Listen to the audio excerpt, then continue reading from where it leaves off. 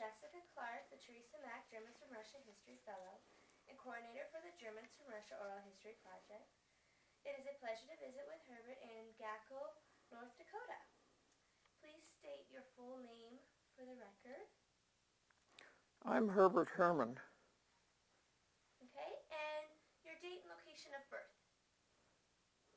My birthday is 24th of December, 1915. And where were you born? I was born about a mile out of Gackle on the farm.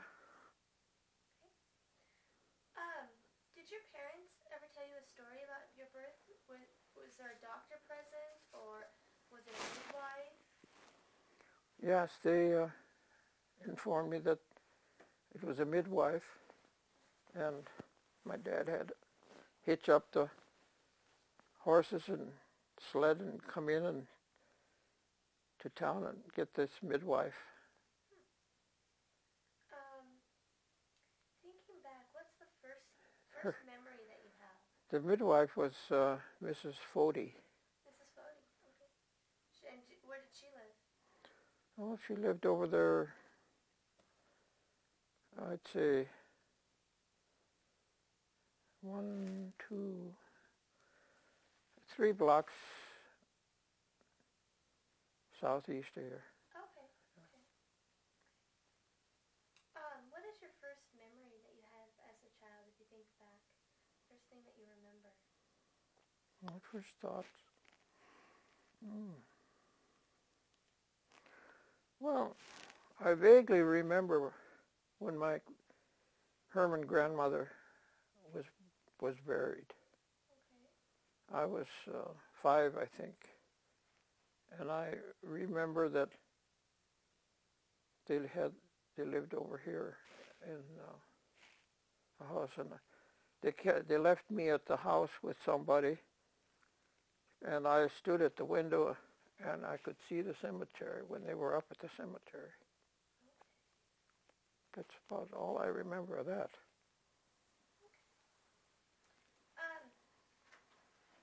We're going to talk a little bit about what it was like growing up on the prairie, the environment and the experiences. What was it like? What was the prairie environment like when you were growing up? Well, I used to enjoy being out on the prairie in the spring. I was great at hunting gophers. And I would love to go out in the pasture places and where there were quite a few gophers, and I'd set my traps, and I liked to lay back on the grass and just look at the sky and admire the clouds and all that stuff. It's the wide open, free feeling. Well, you mentioned hunting. Did you hunt other animals? Huh? Did you hunt other animals besides gophers? Well, later in life I was a hunter. You were a hunter? Just upland game and ducks, geese. Yeah, I'm just now getting into duck hunting myself. You are? Something I started last year. Uh-huh. So just getting into that. I did it, and then my son decided he didn't care to go hunting, so I quit it too. What did you find especially beautiful about the plains? Oh, I find it, the prairie is nice, and what I really think is beautiful is the grain fields, and as the seasons change, and it's a beautiful sight to see the waves of grain when the wind is, and to see a large field of sunflowers or canola or something like that. Some people have called the waves the prairie's ocean. Mm-hmm. To look at it and see that, yeah.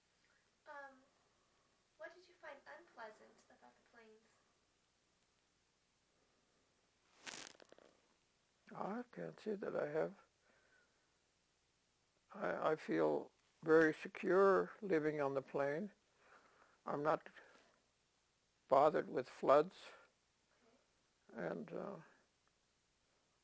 I am concerned when tornadoes are reported, but that's about the only thing I don't like about it. What about severe blizzards or anything like that? Huh? Is that blizzards? Oh, yeah, well, experienced a lot of blizzards, yes. But I was never in any danger. I always stayed at home and then waited out the blizzards before you. The only time I really had a good experience of blizzard is when my daughter was born. Okay. I had to take my wife to Jamestown, and then after she was born, blizzard was in progress, and I had to get back home because I was postmaster. So I started checking, and they told me there was no road to Gackle open anymore, as the usual routes that we come home. But they said if you go on number 10 to Medina, down to Streeter, and come in from the west, you can make it. So I drove all the way to Medina, and I had a little car trouble, so they put me in the garage right away and fixed it, and I came down, and I was probably the last car that, about 5 o'clock at night, it was dark already when I pulled into town, and we were snowed in on that blizzard for a whole week. Oh my. The train came and it got stuck out here about 2 miles out of town when it didn't get to Streeter. Oh, jeez. And it stayed there for a whole week almost. Oh my goodness. Yeah, they finally got everything plowed out so they could send some plows out and pull the train out of the drift and open it up so they could get over there to Streeter. Oh my goodness. But that was the end of the line, so they had to turn around. At Streeter. But we're talking about blizzards, so what was the typical winter like? What were the winter months like during your childhood? oh, I always had a lot of fun in the winter. Just get out, roll in the snow. I did a lot of sledding, you know. Us kids get together and we'd sled on one of the hills. And did a lot of ice skating. There was a little pond just, my parents lived down 2 blocks from here. Okay, so they lived in the town of Gackle? Yeah. Okay. So I could put my skates on, and we had these clamp skates. We didn't have shoe skates. Okay. So I put my clamp skates on, and I'd walk down to the pond, which was just about not even a block from the house, and to do skating. And all the kids come down there, and we'd have a great time. Is your parents' house still standing that they lived in, or still down there? Yes. We should get a picture of that then. Yeah, that'd be great to take a picture of. Who's living in it now? Is it? No, it's vacant. It's vacant. It's still up but vacant. Mm-hmm. What other things did you do during the winter months? In the winter. Sledding. Well, it's really small. I mean, I didn't get to do that much, but My parents were concerned not to let me out, but I did go out after I got a little older to my friend's house, and we'd play cards and so forth. What type of card games would you play? Mostly whist. And how do you play that? I've heard a lot of people tell me about it or say they played it, but I've never asked anybody. How do you play it? Well, it's you deal out the deck, and each one has, what is it, 12 cards? No, 14 cards, I think. Something like that. 52 divided 4 ways. Oh, geez, I'm losing my math. So it'd be 13 cards? 13, huh? 13 cards? Yeah. Well, anyway, you sort your cards, and if you have, say, a good set of hearts, Okay. like the ace, king, jack, 10, so that's a good suit to bet on. Okay. And then if you have a couple of others, like ace of clubs and the ace of spades and so forth, then you can count about the amount of sure tricks you can take. Okay. And if you can bank on your partner for a couple of tricks, maybe. Okay. You play partners. Hmm. So if you take 7 tricks, well, you score. If you don't, you lose. So it's somewhat similar to some poker type games as far as finding the best hand within your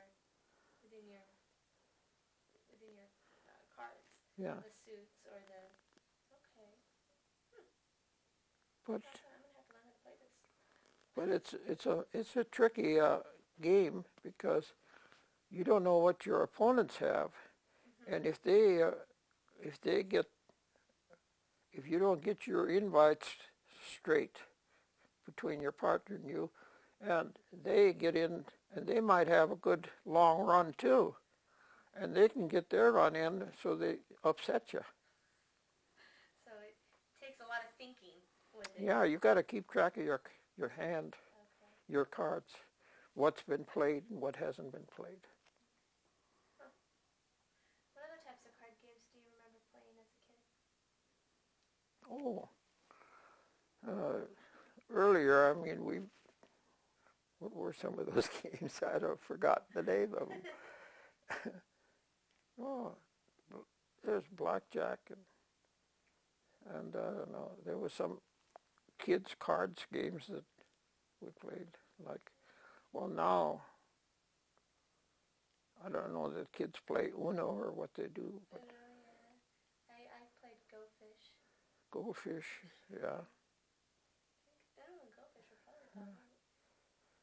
Gee, That I can. Oh, Crazy Eights. Crazy 8. Some of those kid card games, yes, I played those. But after you want to be growing up. You want to lose those kid games. What were the summer months like? What types of things would you do in the summertime? Oh, in the summertime, we did a lot of things. I mean, we would, well, for one thing, we'd go for a hunting. And then if we didn't do that, we could, if they could get enough kids together, we'd play baseball. Okay. And if we didn't have very many, we had some of our own games that we invented, sort of. We had one game that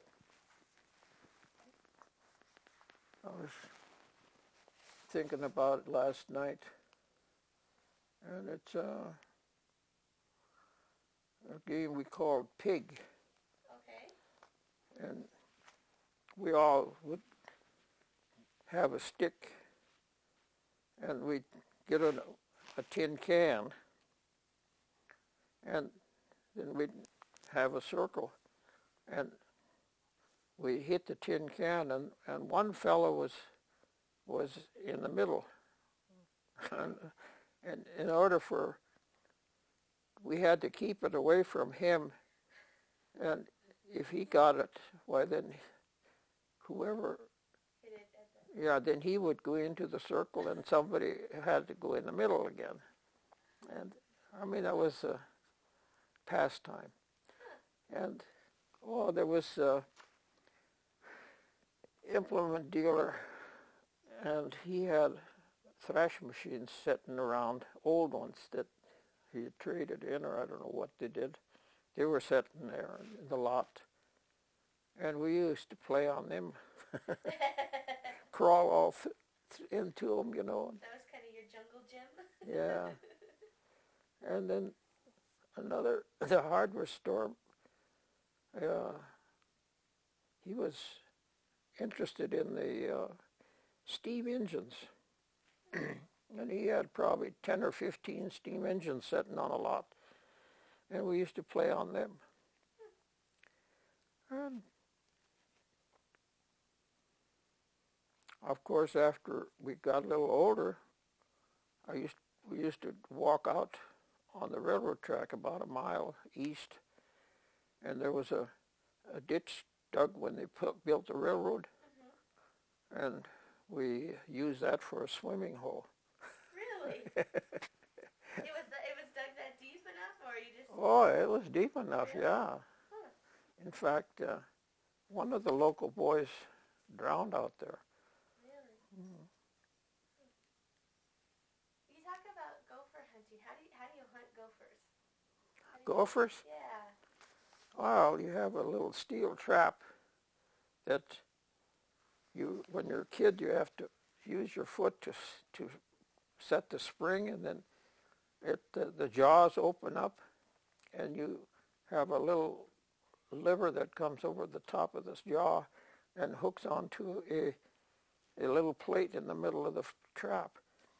Okay. And when the gopher touches that center piece, it snaps shut and catches the gopher. Okay. What would you do with the gophers after you caught them? Kill them. Kill them? Take the tail off. And we used to get paid for the tails. Okay. So that was that was an incentive to go gopher hunting. Not only was it fun, but you got paid for it. Yeah. Do you remember how much you got paid for the tails? Usually 2 or 3 pennies. But my uncle, he had a farm over by Judd, and he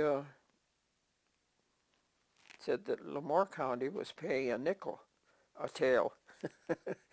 So I went over to my uncle's. I made more money over there.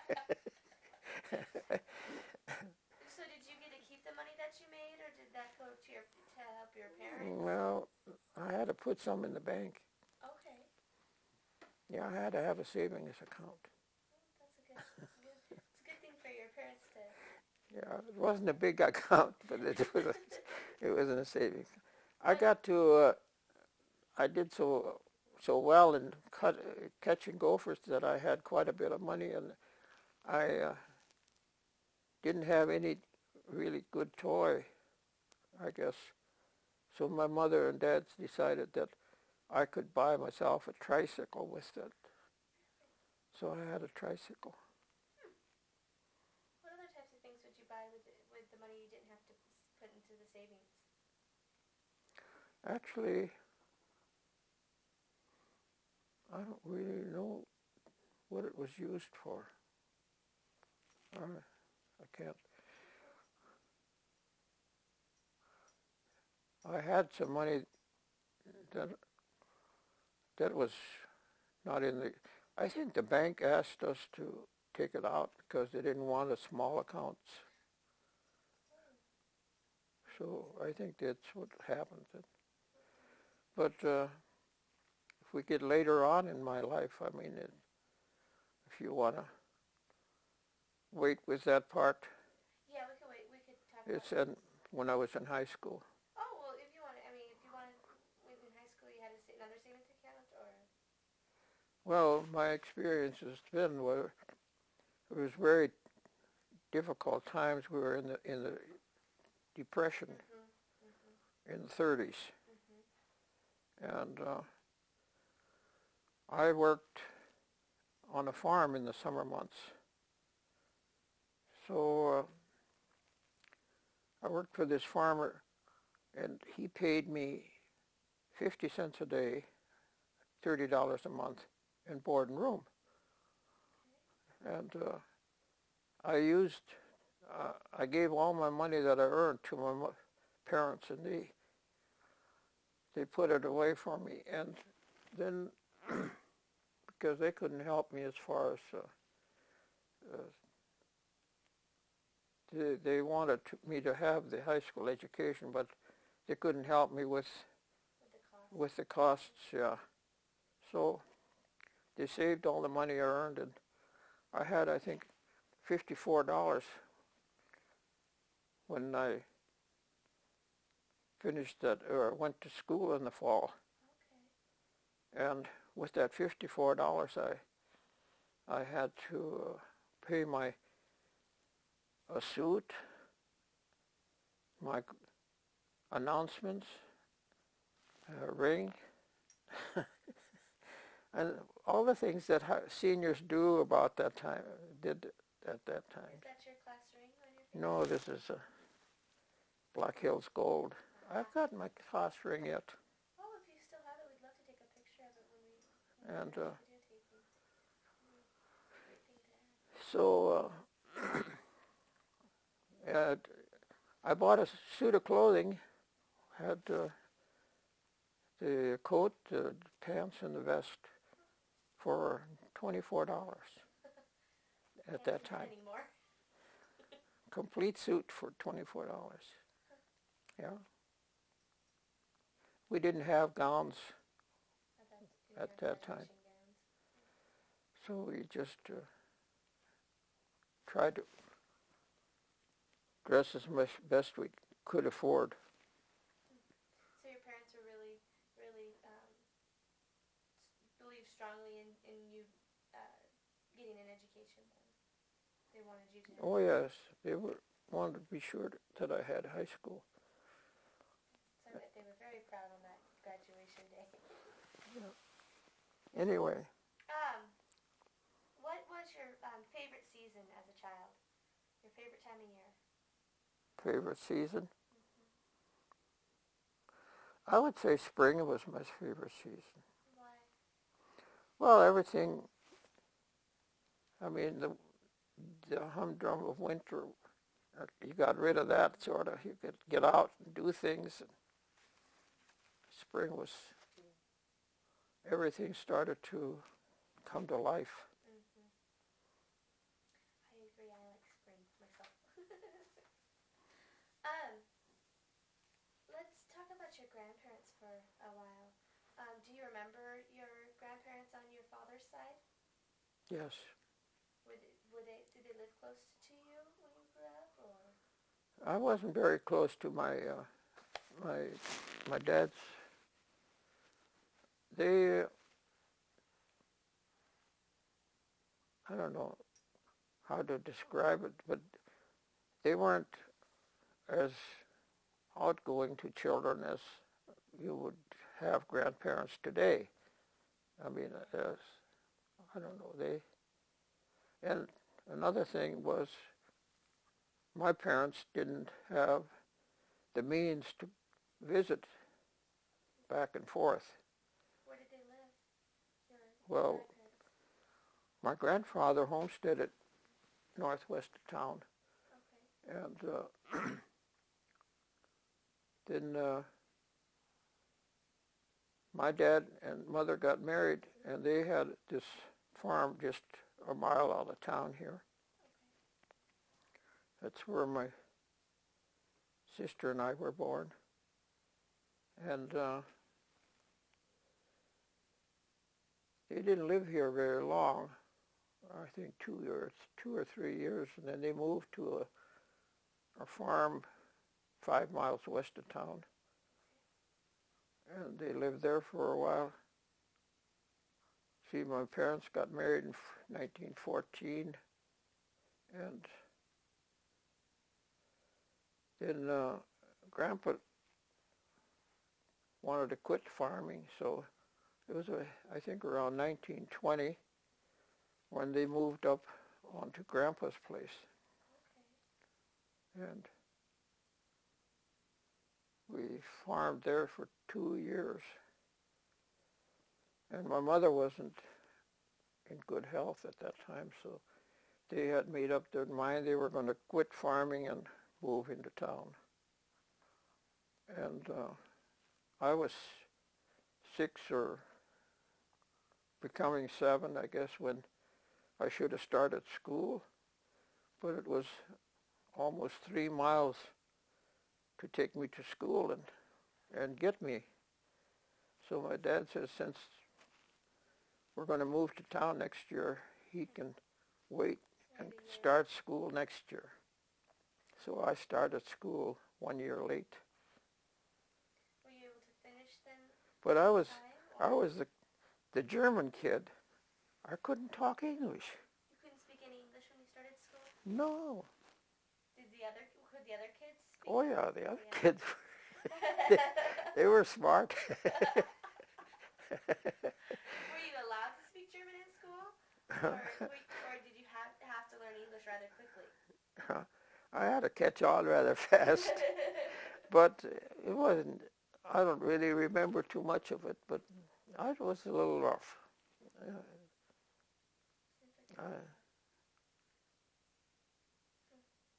And the teacher, one thing I really remember is, I don't know,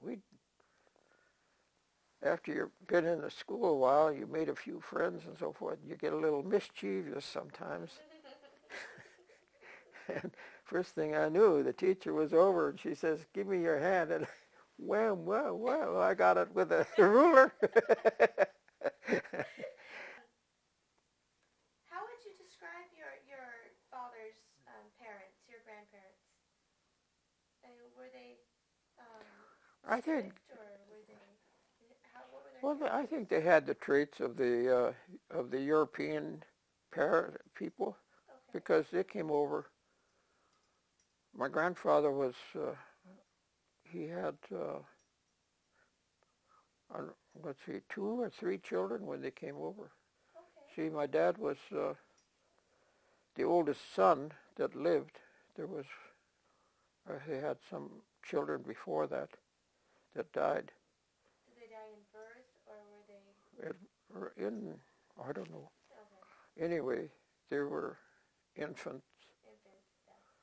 Yeah. And so my dad was only 3 years old when they moved to the United States. And he was the oldest of the children that moved? No, he had a sister that was older than Frederica. Okay. So they were the traditional German?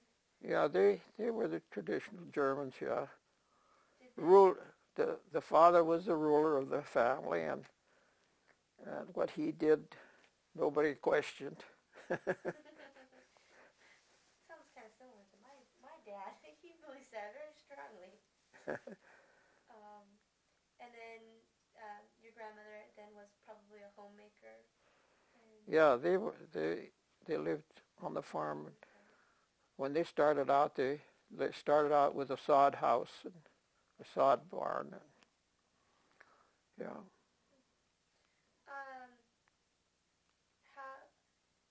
How often did you get to see them? Was it only on a rare occasion since you didn't have? Well, it was on rare occasions mostly. Yeah. It was. I saw more after we moved to town, but I didn't see much, or do I remember much that we? I don't know, for some reason, when Grandpa and my Grandma were still on the farm, and my dad had some younger sisters, and I was put up there to stay with Grandma for some reason. I think my mother had to go to the doctor or something, and she went. She wasn't able to take me along, so they took care of me. And while I was staying with them, why, I got into some mischief too. What types of things were you doing? For some reason, I got a hold of the syrup pail, and these aunts had their shoes set around, and I No. I got them all sticky with syrup. Oh, I bet they didn't like that too much. No, I wasn't their favorite. You sound like you were a handful as a child. Anyway, that was one of the things that happened, and I was told about it. No, I don't recall this, but I was told that's. So you were fairly And then young when you there was another occasion now that I had to stay with my aunt that lived in Judd. Okay. And that was my mother's sister. Okay. And that was another time when she went to Minnesota someplace to have some medical work. Anyway, I had a little red coat on, and they had me outside playing. It must have been in the spring too. And they had some turkeys on that farm where they were. And the gobbler didn't like that red coat. So he run me down. He knocked me over. I guess he trampled on me. And my aunt Bertha, she saw what was happening, and she come running to rescue me. Oh, I'm just picturing this. She used to tell me that story once in a while, how she had to rescue me. Sounds like you had a really close family, too. Like very close-knit aunts and uncles. Well, yeah, we do. We're still, as far as my mother's side, we're still close. I'm not as close with my dad's side. Okay. For some reason, they don't respond like the others do.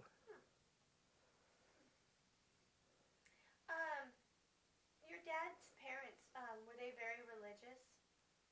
Oh yes, they were Baptists. Baptists? Where the homestead that he had, and they built the whole settlement was a bunch of German Russians, and they all decided they needed a church. So my grandpa offered them a little piece of the corner of his section, of his quarter, I guess, to build the church and have the cemetery there. So that's called Blumenfeld. Okay. Blumenfeld Cemetery is still there. Still there? Yeah. But the church was just a little building, and it's not there anymore. We'll have to take a picture of that cemetery.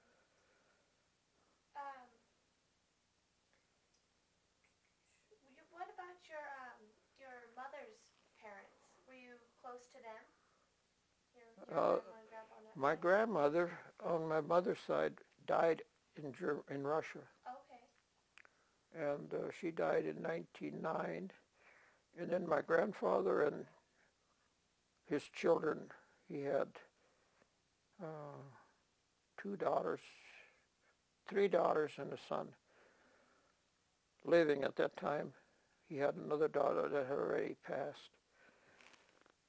The four of them came over in 1910 then. So after his wife passed away. Yeah, and my mother was 20 years old when she came over. Really? Okay. Just so she came over with her father and... Yeah. Well, they were all grown. I mean, her brother was, must have been about 24. And then another sister was married, and she was older yet. Oh, okay. So your mother was the youngest And then? no, Or, my aunt and Bertha was the youngest. okay. Do you know what your grandmother died of over back in Russia? Couldn't say. What Where did she had, from what my mother told me, a lot of things, about Beresina and Bessarabia and so forth, but I couldn't say that she told me exactly what grandmother's. She was ill for quite some time. Okay, so it was a long time coming. Yeah, it was could have been cancer. I don't know what it was. Okay. Where did your grandfather live in relation to you guys when you were growing up? My Roloff grandfather, Mm-hmm. he lived with, he had started to farm, and then that didn't work for him because he couldn't homestead anymore. There wasn't any more land that he could get. So he worked on farms for farmers. And when he wasn't working, he'd stay with the children. He'd stay at our house for a while. He'd stay at Aunt Bertha's and down at Uncle John's. Now, the oldest sister, Lydia, was married to Sam Remfer, and they had quite a family, and they had decided to move to Oklahoma. They gave up farming at Judd and went to Oklahoma. So Didn't stay too often with them? Huh? He didn't stay too often with them? yeah, so he stayed with the three that were here. He'd be at our house for a month, and then he'd be at Judd for a month, and then in Fredonia for a month. My Uncle John lived in Fredonia. How was it, what was it like having your grandfather stay with you? Well, being we lived in a small house, it was, you had to adapt to each other.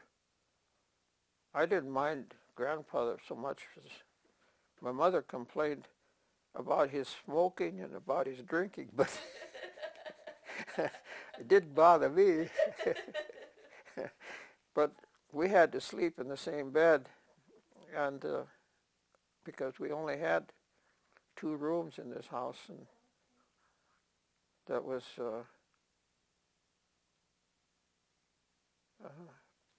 one room was the kitchen and living, and the other was a bedroom, and we had a fold-out Davenport. Okay. So when time to go to bed, why we unfold the Davenport and go to bed. Grandpa Herbert. How would you describe your grandpa? What was his character like? Oh, I'd say he was a jolly sort of fella. I mean, he enjoyed joshing with other fellas, and I think he was like more friendly to me and to everybody. I mean, he is an outgoing person more than my Herman grandfather. So he was not necessarily the traditional German man that you see when you see the stern, like you would describe your other grandfather. No, he when he was farming back in Russia, my mother would tell me they had lived in the village, or a village you might say, a dorf, they called it, and that dorf, I mean, consisted of many families, and they had so many acres or plot of land to farm. Well, he had I don't know what they all farmed. I mean, they raised all kinds of vegetables, I guess, and then they had a vineyard, and they had some livestock, and they would have to go out and hoe the vineyards or the vegetables or whatever they were raising. My mother told that was their work, and he had quite a few grapes, I guess, so he made wine, and he took I don't know, a wagon load of barrels. I don't know how many barrels it would be, but he had barrels of wine that he took to Odessa and sold. And then my mother would tell that they stored grapes up in the attic. So they would cut them off the vine in clusters, you know, and hang them up in the attic. And every now and then they'd go up and get some grapes down and eat, for eating, evidently. And eventually, I suppose, they turned into raisins. Yeah, I can see that. But you know how the early people had no refrigeration, and then they had to improvise different things to preserve. And they use so much more of everything than nowadays. But and I recall that still was carried on here in my home. My dad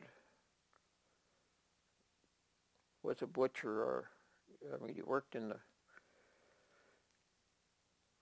the butcher shop here for a while, and did the slaughtering and cutting meat and so forth. And we always had in the fall, say October or early November, they would buy a pig and have it, and then they would process it, you know, make sausage and cut up the bone meat and hams and so forth, and cure them and smoke them. And did you help with the sausage making process? Huh? Did you help with the sausage making process in the butchery? Well, I was around, but they just as soon seen me leave my fingers out of it. I was in the way. But they always teased me. They'd say, when they were making the sausage, and then they'd got to say, oh, we got to measure, see how? So they'd call me over, and then they'd take a sausage and hold it up over my nose. Oh, it's got to be that long.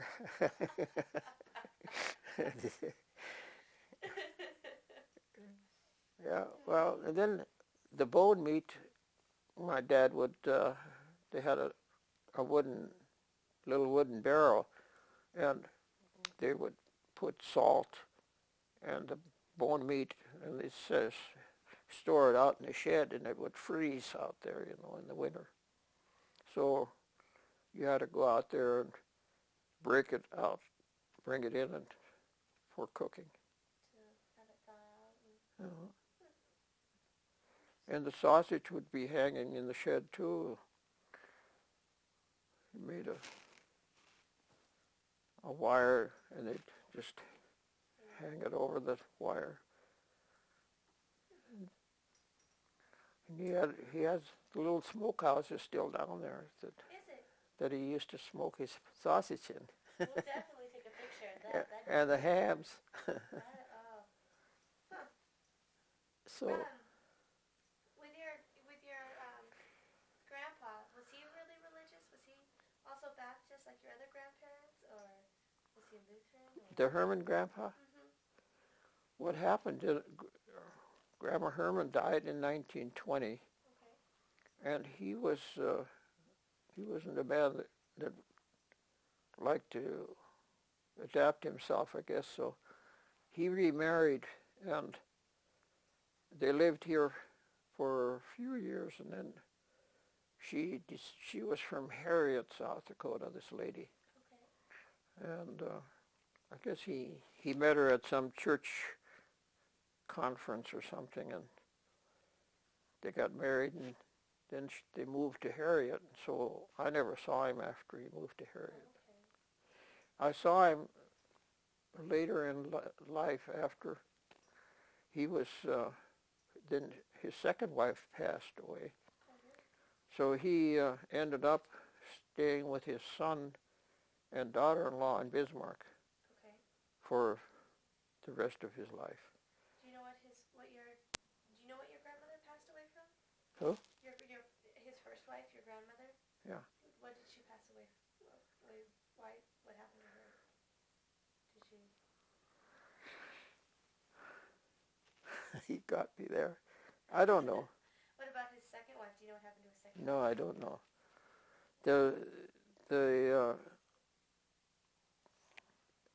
There wasn't that close a relationship between the children and the parent. Okay. For some reason, he was his own boss, and the kids couldn't tell him anything, or if he was. He lived his life. Yeah, he was very domineering, I guess. What about your other grandfather? What religion was he? He was Lutheran. He was Lutheran. Did he go to a church in town, or? Well, yeah, he went to church with us, or Wherever he was. All his children were Lutheran, so Oh, okay. he was, yeah. Did your grandparents, either grandparents, speak English, or did they speak just German? The grandparents? Mm-hmm. No, they spoke German. Spoke German. On your dad's side, how many kids did your grandparents have? The children born in the marriage are as follows. Frederica, she was married and deceased. She died in 1918 when they had the flu. The flu epidemic? Huh? Okay. Yeah, it was a flu epidemic here, and she died. She died because of that? Mm-hmm. And then Jacob, my grandfather, is designated as Jacob Herman II. Okay. And then Jacob Herman III passed as an infant. And then Jacob Herman IV, that's my dad. And then there was Katharina, she deceased. Adolf deceased. John, he lived in Jamestown, Caroline, on the farm out here, Grants. And Edward went to Portland, Oregon. Lydia went to Billings, Montana. Bertha lived in Robinson, North Dakota, and Adolf in Bismarck. So 11. There were 11. There were 11. That's a large family. Yeah. Were you close to them when you were growing up? To your aunts and uncles? Not, I was close to Aunt Bertha Caseman that lived at Robinson. Okay. And I was close to Uncle Adolf that lived in Bismarck. I had more to do with those two people than I had with the others. I'd see Grandpa or Uncle John only when we drove into Jamestown, which was very seldom, and they would visit him. And I don't remember that he ever came out because he didn't have a car. No way to get out here. Yeah. So I hardly knew Uncle Edward because he moved as a young man when I was small. Okay. He moved to Oregon. Oh, so you barely saw him. Yeah.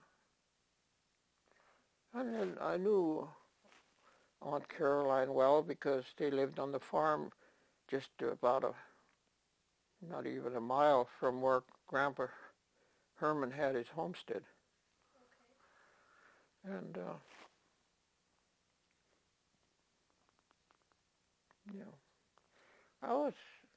Aunt Lydia was very nice, but she lived in Billings, and I didn't see much of her. But she was visiting here when she got ill, and she spent time in the hospital here, and then got transferred to Bismarck and passed away. And they were staying here at our house, my house rather, than not my dad's, because my mother was passed away already. What did they do? What did each one of them do when what was their profession or their occupation? Were they farmers or? Well, Uncle John worked on the railroad. Okay. He worked in the roundhouse in Jamestown, I guess. And Uncle Adolf worked in the grocery warehouse up in Bismarck. Okay. Well, before he did that, he worked with the hide and fur company. And then he worked with a grocery company. And Uncle Edward, I was told he worked in a box factory. They made boxes for fruit, Okay. And as far as the girls, they were all homemakers. Yeah. Well, Aunt Lydia worked in the restaurant and in the hospital that I know of. But Aunt Caroline worked on the farm as a homemaker. And so did Aunt Bertha. Did they have a lot of kids? As far as, did you have a lot of cousins from them, or? I had a lot of cousins on the Herman side, but not so many on the Roloff side. What was? I would say, you should have asked me to count them up beforehand. Well, you don't have to count them up. We'll just say a lot. Oh, yeah, there were, let's see, 5, 10, we'll say 15 cousins on the Herman side that I know. Were you close to your cousins on the Herman side? Not too many, no. Not too many. How many children were on your mom's side? How many cousins? Yeah, or brothers and sisters did your mom have? How many brothers and sisters? Well, my mother had Lydia.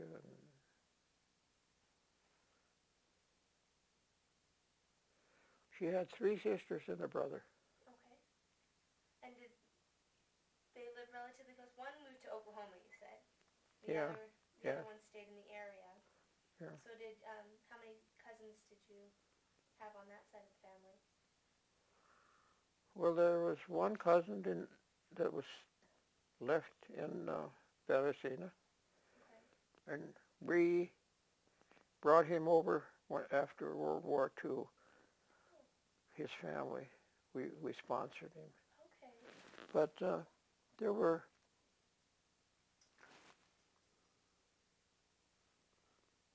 must have been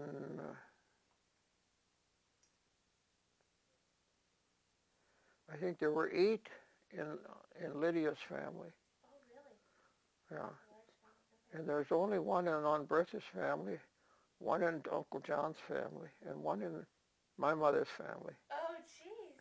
That's not very traditional of No. German families. So how did that come about?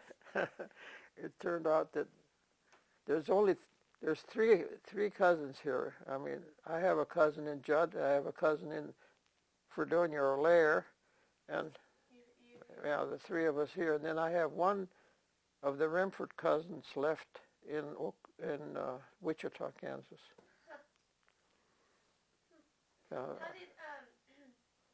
come one of your cousins Russia? Well, my aunt, that my mother's sister, she was a nurse and she passed away. I guess she got tuberculosis or something. Okay. She was working in the hospital somewhere out at, well, I know where it was,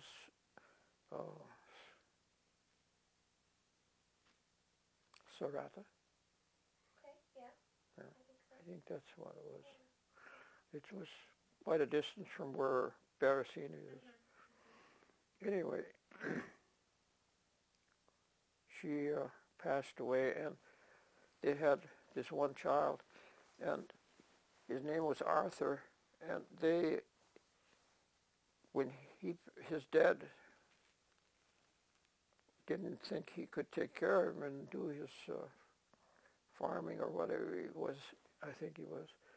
So the grandparents, my grandfather and grandmother, took him and had him, and he was with them until my grandfather decided to come over here, and then they asked his dad if he would allow Arthur to come with them. They'd take him along, and his dad said no, he has to stay with him. And he remarried then, and Arthur grew up over there. And then Arthur grew up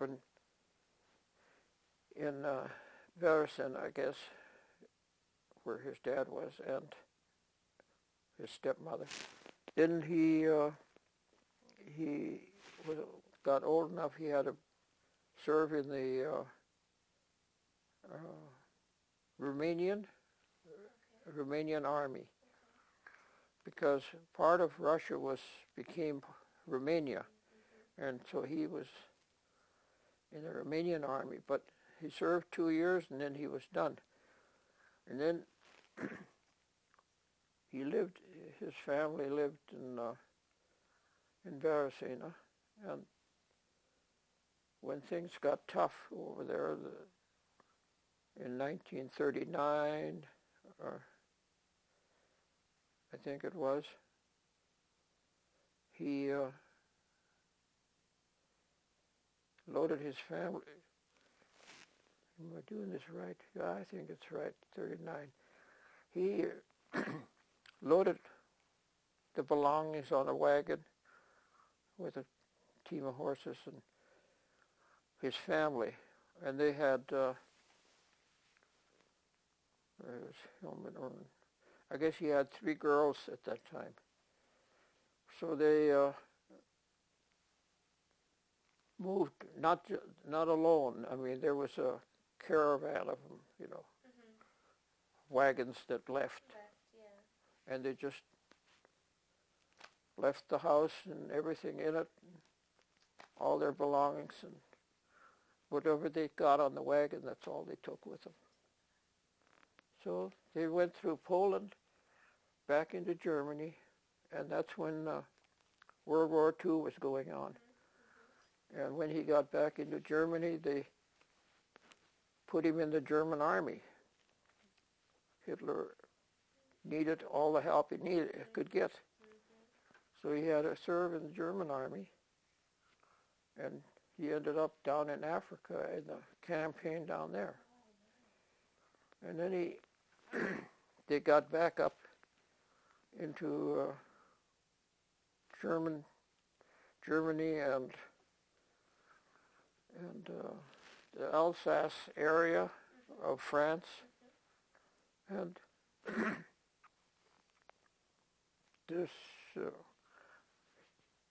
his family was in East Russia, or East Germany, rather, yeah.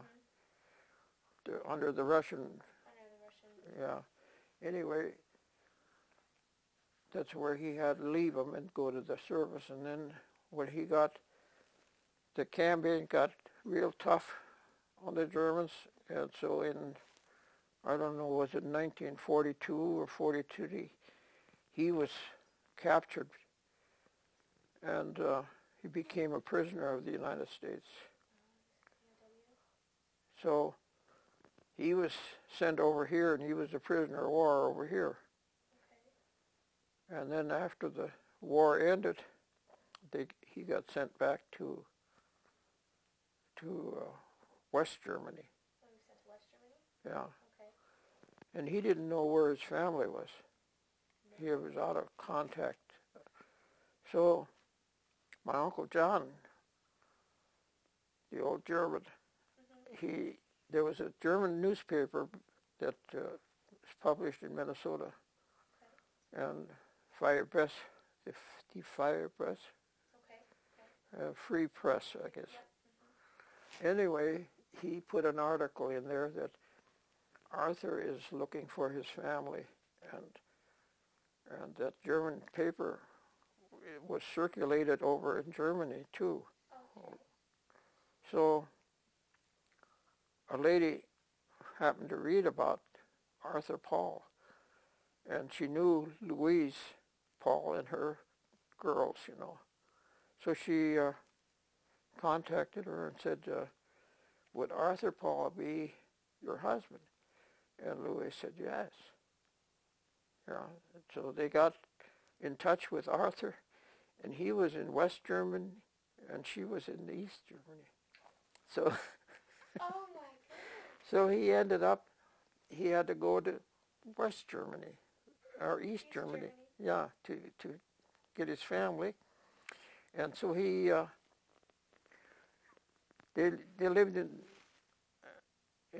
East Germany, and he was given, I forget what it was, 3 hectares or 7 hectares of land to farm on in Germany. This, In East Germany? Or yeah, okay. and I don't know how, it's just happened that the land that he was given was right on the border between East and West Germany, the fence. Oh, that's Yeah. So where he was living there, and he went, the communists, you know, and he they had a cow and some horse and different things, pigs. They had some butter that they had made, and they couldn't use, so he took it to town and declared it so that the communists got their share of the butter, and he could sell the rest of it. Anyway, in town they do a lot of visiting, and he was talking to some of the neighbors, and the neighbors were telling him that that so-and-so disappeared overnight, and the father and son disappeared overnight, and people that they had more or less met in church or something. Anyway, when he was told this, that they were disappearing, picking him up at night, taking him away, and so he went home and told his family, tomorrow morning we're going to go across the border. I mean, so they got themselves ready, and he told them, he says, put everything in the milk pills that you can get in that you might need, you know, and we're going to go down and milk the cows in the morning real early with these milk pills. And during the night, he snuck down and cut the wires on that fence when the guard didn't see it. And so in the morning, very early, I guess, he took the family and the horse, and they went down to the end where the fence was cut. And they sort of timed it. The guard was walking the fence, you know, but he didn't know that this was cut. And he was over sort of a hill there, So he was out of sight for a while. And that's when they ran and got across.